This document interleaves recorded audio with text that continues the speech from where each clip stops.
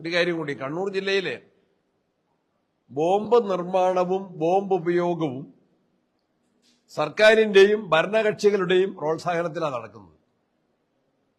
ഈ കഴിഞ്ഞ ദിവസങ്ങളിലും നമുക്കറിയാം ബോംബ് സംബന്ധിച്ച വാർത്തകൾ ഉണ്ടായിട്ടുണ്ട്.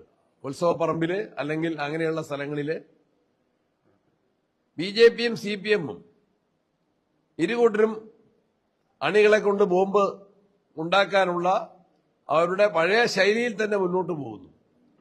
ഇവിടെ ആവർത്തിച്ച് ഞങ്ങൾ പറയുന്ന ഒരു കാര്യം, ഇതിൽ പോലീസ് ഈ ബോംബ് ആര് നിർമ്മിച്ചു, ആരുടെ ബുദ്ധിയിൽ നിർമ്മിച്ചു, ആരിതിനു വേണ്ടി ആലോചന നടത്തി, സാധന സാമഗ്രികൾ എവിടെ നിന്ന് വാങ്ങി, ഏതാണ് ഇതിന്റെ ഗൂഢാലോചനയുടെ കേന്ദ്രം, ഇത് അന്വേഷിച്ച് കണ്ടെത്തി ഉത്തരവാദികളെ കൊണ്ടുവരണം.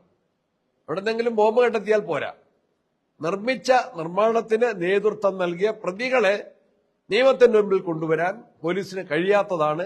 അത് ഭരണകക്ഷിയുടെ പ്രോത്സാഹനം ഉള്ളതുകൊണ്ടാണ് പോലീസ് ഇത്തരം കേസുകൾ തേച്ചുമാച്ചു കളയുന്നത്. വളരെ ഗൗരവത്തോടെയാണ് കണ്ണൂരിലെ സാധാരണക്കാര് ഈ ബോംബ് നിർമ്മാണത്തെ